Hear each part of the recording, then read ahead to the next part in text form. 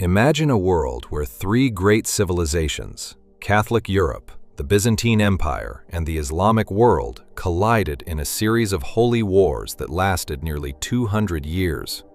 A world of knights, sultans, massacres, diplomacy, and empires rising and falling. This is the complete history of the Crusades. From the dusty battlefields of Anatolia to the blood-soaked walls of Jerusalem, from the rise of Saladin to the final fall of Acre, this is the full story. In the middle of the 11th century, the Mediterranean world was fractured. Western Europe was a patchwork of feudal kingdoms, loosely united under the Pope. The Byzantine Empire, once the glory of Rome, was weakening and ruling from Constantinople. And the Islamic world was divided between rival caliphates. Then came a new force, the Seljuk Turks. They conquered Persia, took Baghdad, and in 1071 crushed the Byzantines at the Battle of Manzikert. Within years, they seized most of Anatolia and captured Jerusalem. Facing collapse, Byzantine Emperor Alexios I Komnenos sent a desperate appeal to the Catholic West for military help. Pope Urban II saw more than just an opportunity to help. After the Great Schism of 1054 that had split the Eastern and Western churches, he saw a chance to assert papal authority, reunite Christendom, and reclaim the Holy Land. In November 1095, at the Council of Clermont, Urban delivered a fiery speech calling for a holy war. He promised that anyone who took the cross would receive full remission of their sins. The crowd roared, "Deus vult! God wills it!" The First Crusade. The response was massive and chaotic.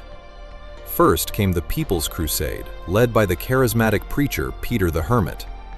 Tens of thousands of poorly armed peasants and lower nobles marched east. Along the way, many massacred Jewish communities in the Rhineland. In 1096, they were almost completely wiped out by the Seljuks in Anatolia. Then came the real army, the First Crusade. Led by powerful nobles, Godfrey of Bouillon, Bohemond of Taranto, Raymond of Toulouse, and others. After a brutal siege, they captured Antioch in 1098.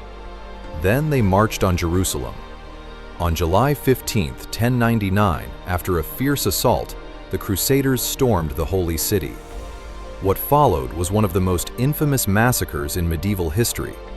Muslim and Jewish inhabitants were slaughtered in the streets and the Temple Mount. The victors established 4 Crusader states known as Outremer, the land beyond the sea, the county of Edessa, the Principality of Antioch, the county of Tripoli, and the Kingdom of Jerusalem. To defend these fragile states, new military orders were born, the Knights Templar and the Knights Hospitaller. Meanwhile, the Italian city-states of Venice, Genoa, and Pisa grew rich by supplying the Crusaders and opening trade routes that brought Islamic knowledge, science, and goods into Europe. The Crusader states lived under constant threat. In 1144, the county of Edessa fell to a Muslim army. This disaster triggered the Second Crusade in 1147, led by the kings of France and Germany. It ended in failure when they could not take Damascus. The failure opened the door for a new Muslim leader, Salah ad-Din Yusuf ibn Ayyub, known to the West as Saladin. A brilliant Kurdish general, he united Egypt and Syria under the Ayyubid dynasty. In 1187, Saladin annihilated the Crusader army at the Battle of Hattin. The True Cross was captured. The King of Jerusalem was taken prisoner. Within months, Saladin retook Jerusalem. Unlike the Crusaders in 1099, he spared the Christian population and allowed them to leave safely, a calculated act of mercy that shocked Europe. Europe responded with the Third Crusade in 1189. 3 of the greatest kings of the age took the cross. Frederick Barbarossa of the Holy Roman Empire, who drowned on the way, Philip II of France, and Richard the Lionheart of England. Richard defeated Saladin at the Battle of Arsuf and came within sight of Jerusalem, but he never took the city. In 1192, the two rivals signed the Treaty of Jaffa. Jerusalem remained in Muslim hands, but Christian pilgrims were guaranteed safe access. After this, crusading energy began to turn in new directions. The Albigensian Crusade crushed the Cathar heretics in southern France. The Teutonic Knights launched campaigns to Christianize the Baltic. In Spain, the Reconquista continued against Muslim kingdoms. Then came the Fourth Crusade, one of the darkest chapters. Originally aimed at Egypt, it was diverted by Venetian interests. In 1204, the Crusaders sacked the Christian city of Constantinople itself.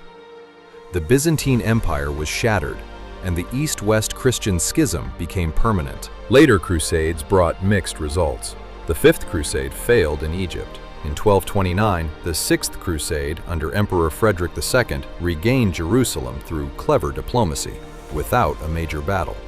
But it was temporary. In 1244, Jerusalem fell for the last time to Turkic mercenaries serving the Ayyubids. Meanwhile, a new power reshaped the entire region, the Mongols. In 1258, they destroyed the Abbasid Caliphate and sacked Baghdad.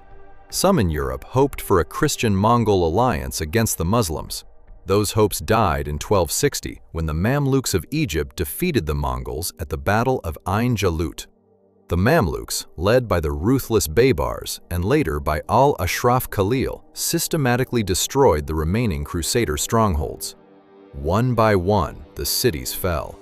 Finally, in 1291, the great port of Acre, the last major Crusader stronghold, was stormed and taken. After 2 centuries, the Crusader presence in the Holy Land was over. The military orders retreated to Cyprus and later Rhodes. Calls for new crusades continued into the 14th century, but Europe's attention was turning elsewhere, toward the Renaissance, the rise of national kingdoms, and new threats. Soon, a new Islamic power would rise in the East, the Ottoman Empire, and the long struggle between Christian and Muslim powers would continue for centuries more. The Crusades were not a simple story of good versus evil. They were a complex collision of faith, ambition, trade, politics, and survival. They left behind massacres and mercy, destroyed empires and created new ones, and forever changed the relationship between East and West.